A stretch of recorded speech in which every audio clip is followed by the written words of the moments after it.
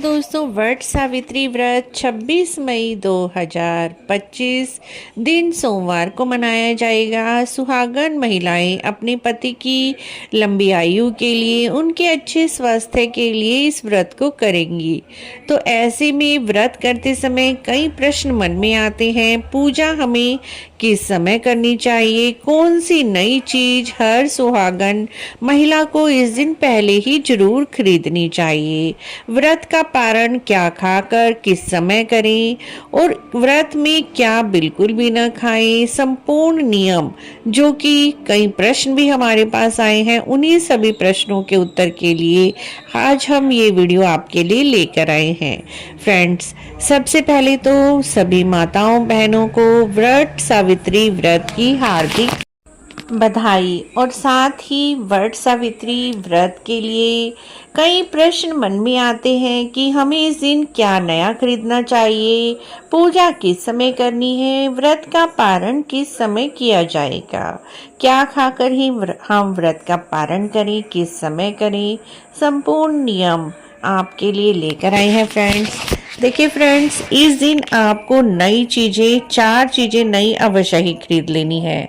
सबसे पहले तो पंखा, बांस का पंखा 1-2 दिन पहले ही आप खरीद कर रख लीजिए। बांस का पंखा पूजा में होना बहुत ही जरूरी है। दूसरा, कच्चा सूत, जिससे आप परिक्रमा लेंगे। बड़ा सा आप एक रोल मंगा लीजिए ताकि आपका धागा बीच में खत्म ना हो और ना ही टूटे। तो इस तरह से आप एक बड़ा सा रोल मंगा लीजिए और उसे पहले ही हल्दी से आप पीला कर कर रख लीजिए। साथ ही श्रृंगार का सामान, श्रृंगार के सामान में कम से कम 4 चीजें, बिंदी, मेहंदी, आलता और सिंदूर। ये आपको 2 जगह मंगानी है। एक जगह आपको दान करनी है, दूसरी आपको अर्पित करके खुद प्रयोग में लानी है।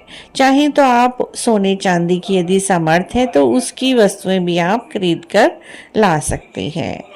दूसरी बात मित्रों, पूजा का समय क्या होना चाहिए? तो पूजा दिन के पहले पहर में यानी 12 बजे से पहले ही कर ली जाती है, क्योंकि इस व्रत से पहले, पूजा से पहले आपको पानी तक भी नहीं पीना होता। तो आप जितनी जल्दी पूजा करेंगे उतनी ही जल्दी पानी भी ग्रहण कर पाएंगे, क्योंकि कई लेडीज वर्किंग भी हैं, उन्हें ऑफिस भी जाना होता है, कामकाजी हैं, या फिर बच्चे छोटे हैं, बच्चों को स्कूल भेजना है, और कई लेडीज जो प्रेग्नेंट हैं उन्हें जल्दी ही सुबह सवेरे ही पूजा कर लेनी चाहिए। आप जल्दी ही वट वृक्ष के नीचे जाकर सुबह ही पूजा कर लें, परिक्रमा कर लें और कथा सुन लें। कथा भी जरूर सुने, कथा सुने बिना भी हमारा व्रत पूर्ण नहीं होता। कथा सुनने के बाद, दान देने के बाद आप 12 बजे के बाद कभी भी व्रत का पारण कर सकते हैं। व्रत का पारण चने निगल कर किया जाता है। जितने भी आपके घर परिवार की परंपरा है उतने ही चने आपको निगलने होते हैं। चाहे आप 12 निगले, 2 निगले, वो आपके घर परिवार की परंपरा के अनुसार ही आप चने निगल कर और वट वृक्ष की एक कोपल को निगल कर व्रत पूर्ण करें। व्रत में आप वट वृक्ष का एक पत्ता भी बालों में पूरा दिन अवश्य ही लगा कर रखें। बालों में लगाएं या फिर आप वट वृक्ष के पत्तों की माला भी पहन सकते हैं। जैसी आपकी इच्छा है वो अवश्य ही करें। बाद में अपने बालों में लगे हुए वट वृक्ष के पत्ते को पैरों में बिल्कुल ना फेंकें। इसे आप अपने धन स्थान पर रख सकते हैं, पूजा घर में रख सकते हैं, क्योंकि यह वट माता का आशीर्वाद होता है, वट सावित्री माता का।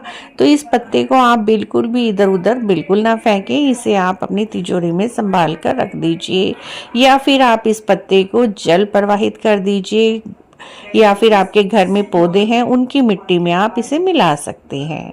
उसके बाद मित्रों, तीसरा क्वेश्चन आता है कि खाना किस समय खाना है और कितनी बार खाना है। तो खाना आप पूजा के बाद कभी भी खा सकते हैं। कईयों के यहाँ एक बार खाना खाया जाता है, कईयों के यहाँ व्रत खोलने के बाद आप कितनी बार भी खाना खा सकते हैं। जैसे आपके घर परिवार की परंपरा है उसके अनुसार आप खाना खा लीजिए। कईयों के यहाँ मीठा भोजन किया जाता है और कईयों के यहाँ शुद्ध सात्विक सेंधे नमक वाला, बिना प्याज लहसुन वाला भोजन किया जाता है। वैसे तो हर व्रत में हमें तामसिक भोजन बिल्कुल भी नहीं लेना चाहिए, तो आप इसी तरह का भोजन एक समय कर लीजिए। और बाद में फ्रेंड्स, शाम के समय भी आप एक बार वट वृक्ष का ध्यान करके मन ही मन सावित्री माता से अपने सुखी दाम्पत्य जीवन की प्रार्थना अवश्य ही करें। तो फ्रेंड्स, इस तरह से आप वट सावित्री व्रत को पूरा दिन कर सकते हैं। आशा है आपको ये छोटी सी जानकारी अच्छी लगी होगी। अच्छी लगी है तो आप हमारे चैनल को जरूर सब्सक्राइब करें, लाइक करें, वीडियो को शेयर भी करें। कमेंट बॉक्स में जय सावित्री माता अवश्य लिखें।